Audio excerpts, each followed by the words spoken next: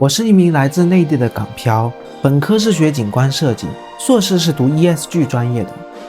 通过参与仁德教育的项目，经仁德教育介绍，我了解了猫哥和上山下海捡垃圾这个组织，并深受触动，开始积极参与他们的活动。从2018年至今，猫哥和他的团队一共捡了近9万袋垃圾，相关活动次数逾6000次，活动人数高达18037人次。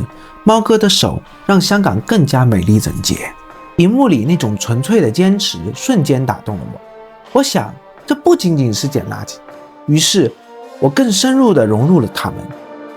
加入之后，我才真正了解到猫哥和这个組織背後更多的故事。接下來，科是學景觀設計，碩士。咁我之前咧未退休之前咧，我由細大咧都係個藍眼睛嚟嘅。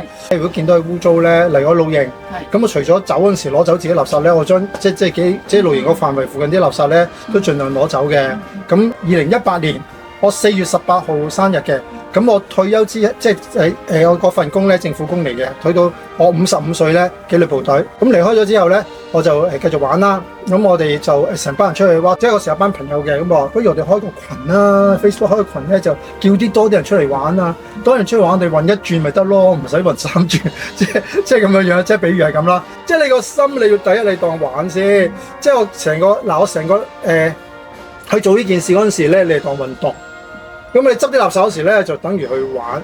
咁依家既然可以做到嘅，即係第一出嚟保護到環境啦，執咗啲垃圾啦，咁又可以幫到個社會啦，仲善用餘生啊！即係其實人就好似支蠟燭咁樣，出世嗰下咧，我支蠟燭就點着啦。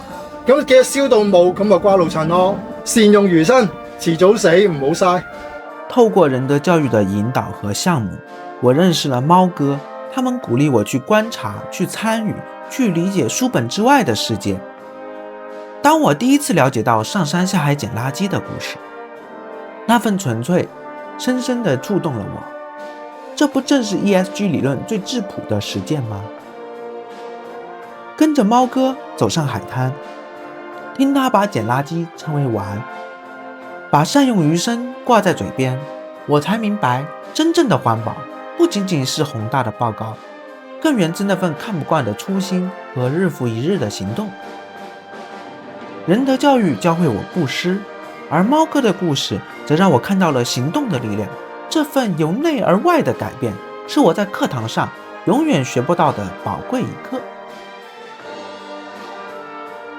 行呢就係9成。冇啦，唔係嘅，一半半。係啦，一半半，我就幫你兜啦，一半半啦。唔得㗎，你跑步咧，你唔可以又跑又停㗎，你咧跑得。